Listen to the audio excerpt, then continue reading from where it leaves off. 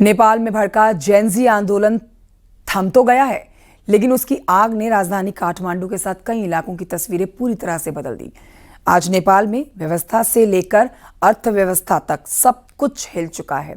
ऐसे में नेपाल कब तक अपने पैरों पर दोबारा खड़ा हो पाएगा, इस सवाल का जवाब फिलहाल मिलता हुआ नजर नहीं आ रहा है। इससे जुड़ी आप ये रिपोर्ट देखिए।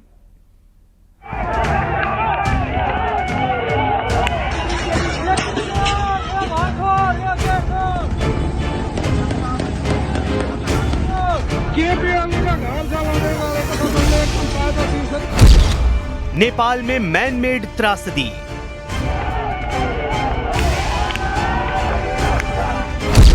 आगजनी के तूफान के बाद थम गया नेपाल।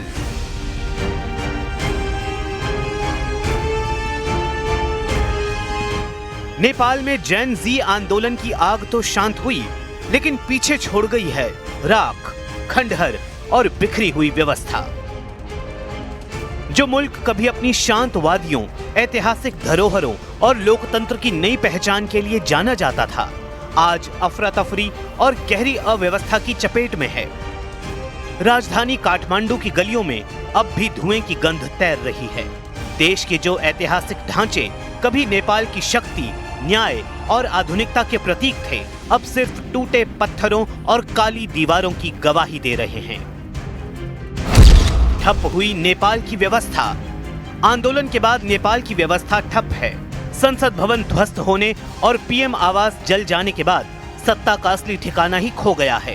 प्रधानमंत्री का इस्तीफा पहले ही अराजकता को हवा दे चुका है और अब राजनीतिक दलों के बीच खींचतान तेज हो गई है। सवाल उठ रहा है कि नई सरकार कब और कैसे बनेगी। कानून व्यवस्था और न्यायपालिका पर भी असर साफ दिख रहा है। सुप्रीम कोर्ट परिसर में हुई आगजनी के बाद कई महत्वपूर्ण दस्तावेज और फाइलें राख हो गईं। पुलिस स्टेशनों को आग के हवाले कर दिया गया। ऐसे में न्याय की गुहार लगाने के लिए आम लोगों के पास कोई ठिकाना नहीं है। ये नेपाल का बानेश्वर पुलिस स्टेशन है और आप देख सकते हैं ये पुलिस स्टेशन को भी जो प्रदर्शनकारी थे, आंदोलनकारी थे, उन्होंने नहीं बख्शा। पूरा जो पुलिस स्टेशन है वो जल के राख हो चुका है। ऐसे बहुत सारे पुलिस स्टेशन है जल के राख हो चुके हैं। लोग अपनी शिकायत कहाँ दर्ज कराएं उन्हें नहीं पता है, क्योंकि यहाँ पे कोई सरकारी काम हो ही नहीं रहा है पुलिस का। बहुत सारे पुलिस स्टेशन से जो सरकारी उनके जो वेपन्स थे वो लूट लिए गए।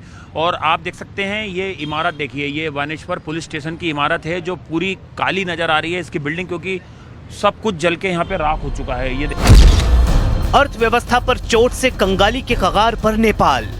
आर्थिक मोर्चे पर भी नेपाल हिल चुका है। हिल्टन होटल और अन्य प्रमुख कारोबारी ठिकानों के जलने से पर्यटन उद्योग को भारी झटका लगा है। विदेशी निवेशक और पर्यटक फिलहाल नेपाल से दूरी बनाए हुए हैं। व्यापार मंडलों के मुताबिक अरबों रुपए की संपत्ति सिर्फ कुछ दिनों में राख हो चुकी है। नेपाल इंश्योरेंस एसोसिएशन के मुताबिक बीमा कंपनियों को लगभग 31 अरब भारतीय रुपए से अधिक के क्लेम का सामना करना पड़ सकता है। ये नुकसान 2015 में आए भूकंप से भी 3 गुना ज्यादा है। बीमा कंपनियों और बैंकर्स का मानना है कि ये नेपाल के लिए सबसे खराब दौर है। नेपाल इंश्योरेंस एसोसिएशन और नेपाल राष्ट्र बैंक मिलकर नुकसान की जानकारी जुटा रहे हैं। जेन जी के आंदोलन से बढ़ी आम लोगों की मुसीबत। सबसे बड़ी चोट आम नागरिकों को लगी है। हजारों लोग जिनकी रोजी रोटी उन इमारतों और दफ्तरों से जुड़ी थी जिन्हें आंदोलनकारियों ने आग के हवाले कर दिया, अब बेरोजगारी और असुरक्षा से जूझ रहे हैं। नेपाल के काठमांडू के सड़क विभाग के बाहर हम खड़े हुए हैं और यहाँ की तस्वीर अब मेरे कैमरामैन आपको युगल दिखाएंगे कि यहाँ पर सैकड़ों की तादाद में जो गाड़ियाँ हैं, चाहे आप 2 व्हीलर की बात कर लें या 4 व्हीलर की, सबको आग के हवाले कर दिया गया था। और आप देख सकते हैं तमाम गाड़ियाँ जो हैं वो एक तरीके से पूरी राख हो चुकी हैं, पूरी तरह से जल के। बाइकों का तो बहुत ही बुरा हाल है। आप देख सकते हैं कोई भी पार्ट्स नज़र नहीं आ रहा है, सिर्फ जो स्ट्रक्चर है लोहे का वो हल्का फुल्का नज़र आ रहा है। और ये देखिए कितनी सारी यहाँ पे जो 4 व्हीलर्स हैं वो यहाँ पर खड़ी हुई हैं। पूरी जो बिल्डिंग है उसको जला दिया गया है। हर तरफ जो है काला धुआं के जो निशान हैं आप देख सकते हैं। पूरी बिल्डिंग काली हो चुकी है ये। और ये यहाँ का सड़क विभाग है, काफ़ी बड़ा डिपार्टमेंट ऑफ रोड्स का ये सरकारी दफ्तर था। काफ़ी बड़ा ये दफ्तर था जिसको पूरी तरह से आग के हवाले कर दिया गया है। लोग घरों से निकलने से डर रहे हैं और राजधानी की सड़कों पर एक अजीब सी खामोशी पसरी हुई है। नेपाल अब एक चौराहे पर खड़ा है जहां एक तरफ जन आक्रोश की राख है तो दूसरी तरफ एक नई सुबह की तलाश। सवाल यही है कि क्या नेपाल अतीत के खंडहरों से उठकर फिर से लोकतंत्र और स्थिरता की तरफ लौट पाएगा, या फिर ये संकट लंबे समय तक देश की आत्मा को यूं ही झुलसाता रहेगा।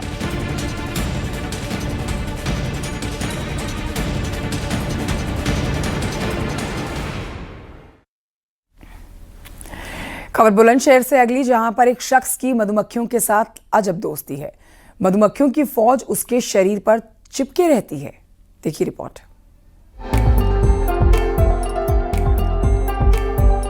मधुमक्खी अगर सामने से गुजर जाए तो शरीर में सिहरन पैदा हो जाती है। अगर वो शरीर से चिपक कर डंक मार दे तो इंसान काफी समय तक पीड़ा में रहता है। लेकिन अब इस शख्स को देखिए, जिसके शरीर पर मधुमक्खियों की पूरी फौज चिपकी हुई है, जैसे ये उनका घर हो। हैरत की बात ये है कि मधुमक्खियां जरा भी नुकसान नहीं पहुंचा रही हैं। बुलंदशहर के सियाना कस्बे के रहने वाले राजेंद्र को आसपास के लोग मधुमक्खी लवर कहकर बुलाते हैं। बरसात के मौसम में मधुमक्खियों को भोजन जुटाने में काफी दिक्कत होती है। राजेंद्र का दावा है कि वे उनके लिए भोजन का इंतजाम करते हैं। इनके अनुकूल हम कार्य कर रहे हैं, इनके लिए भोजन हम कराने, जंगल में कुछ मिल नहीं पा रहा है क्योंकि बरसात का मौसम है, तो हम इन्हें निश्चित रूप से हमें मित्र भाव समझे हुए हैं, क्योंकि इनके अनुकूल काम कर रहे हैं, तो ये मित्रता के भाव में हमको बिल्कुल नहीं काट रहे हैं। नित्य इनमें काम करते हैं, नित्य इनके लिए भोजन कराते हैं, तो ये अपना मित्र समझे हुए हैं, इसलिए काट नहीं रही हैं। तो आपके एक बुलावे पर इतनी मधुमक्खियां चली जाती हैं, क्या है इसका पूरा आप जरा बताएं।